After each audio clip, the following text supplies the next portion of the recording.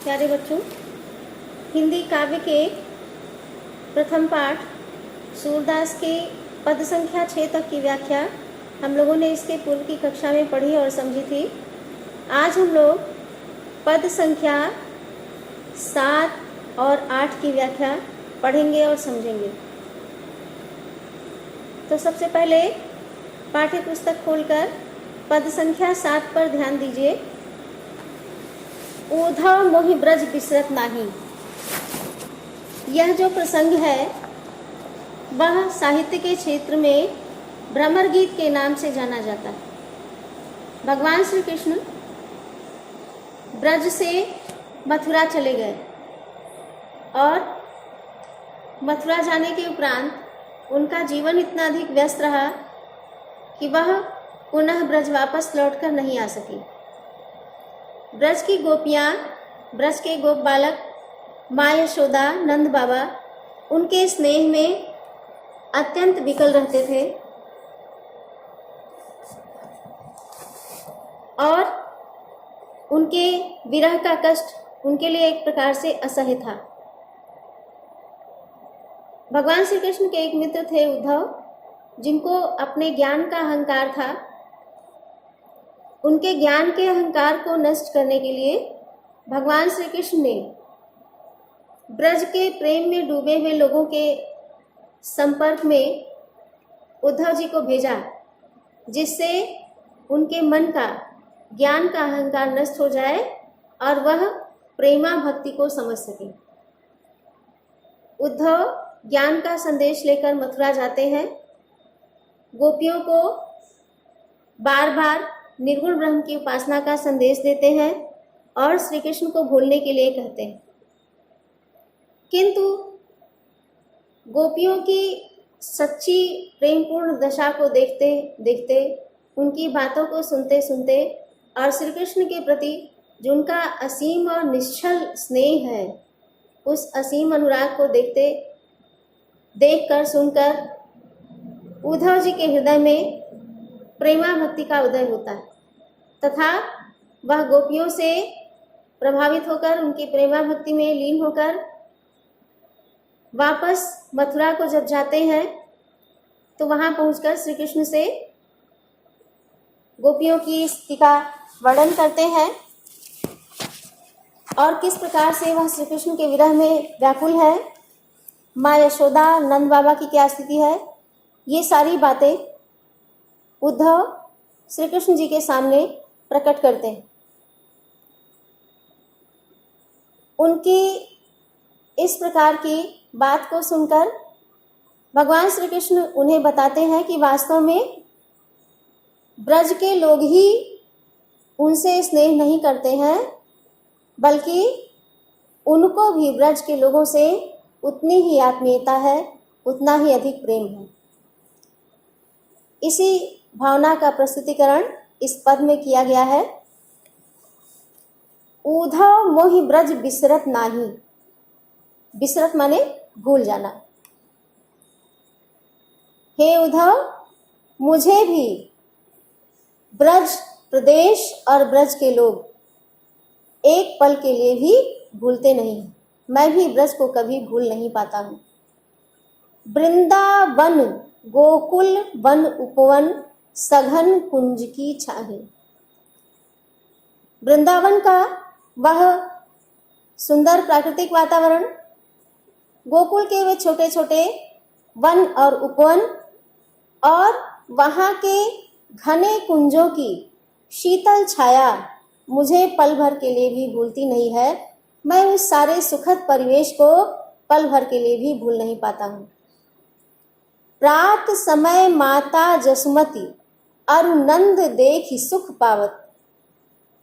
पुनः माँ यशोदा से संबंधित अपनी स्मृतियों का वर्णन करते हुए श्री कृष्ण कह रहे हैं कि प्रातःकाल होते ही माँ यशोदा और नंद बाबा मुझे देखकर असीम आनंद से भर जाते थे, बहुत ही अधिक सुखी हो जाते थे।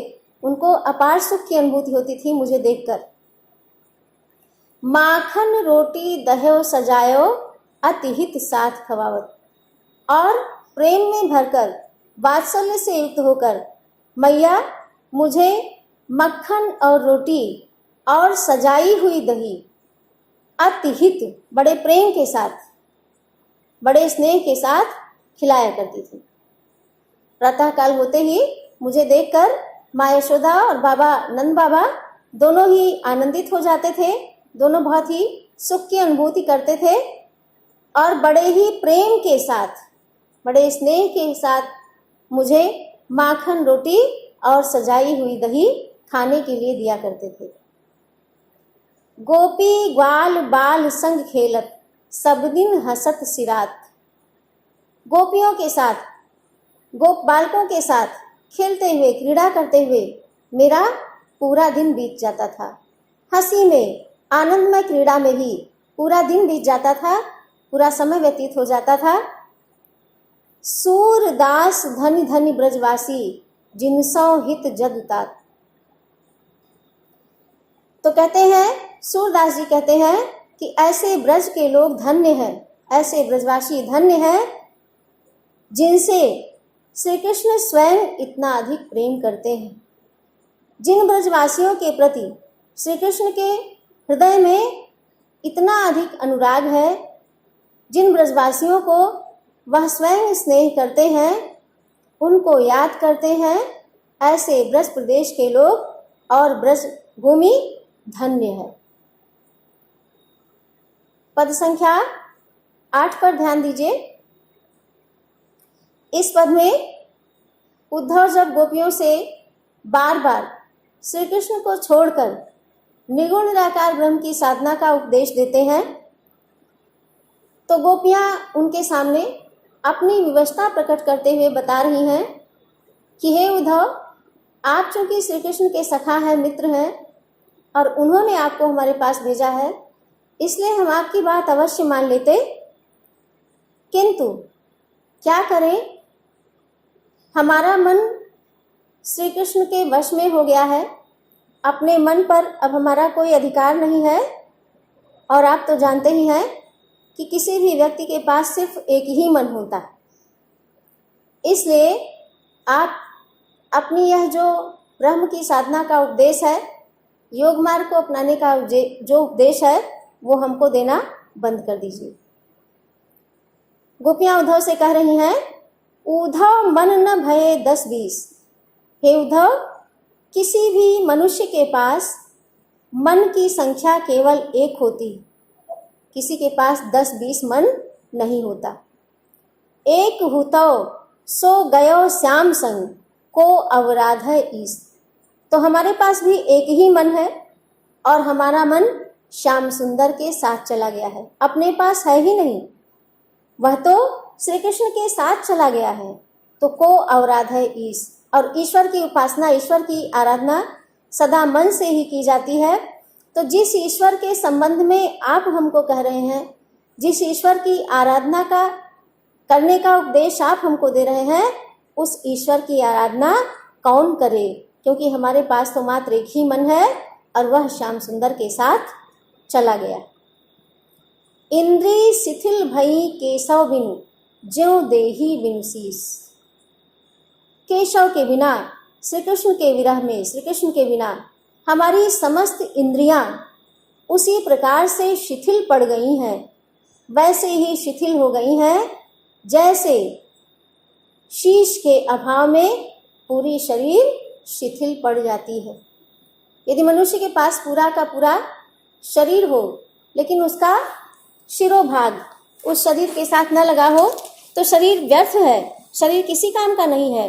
ठीक उसी प्रकार से श्री कृष्ण के बिना हम भी बिल्कुल व्यर्थ हैं, निरर्थक हैं। हमारी सारी इंद्रियां केशव के विरह में, श्री कृष्ण के विरह में शिथिल हो चुकी हैं, निरर्थक हैं।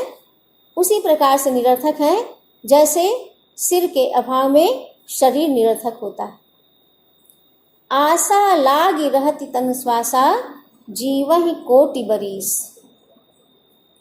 फिर भी हम इस आशा में अपनी श्वास को चलने देते हैं।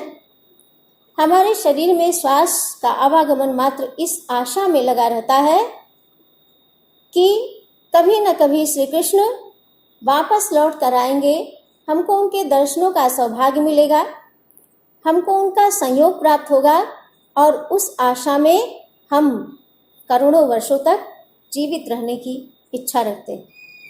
और यही कारण है कि उसी आशा में हमारे शरीर में श्वास चलती रहती है और हम उस आशा में, उनके दर्शन की अभिलाषा में, उस आशा में करोड़ों वर्षों तक इसी प्रकार से दुख सहन करके जी सकती हैं।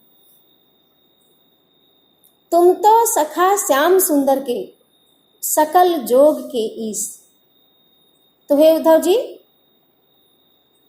आप तो श्याम सुंदर के सखा हैं, श्री कृष्ण के मित्र हैं और संपूर्ण योग साधना को जानने वाले हैं, उसके ज्ञाता हैं।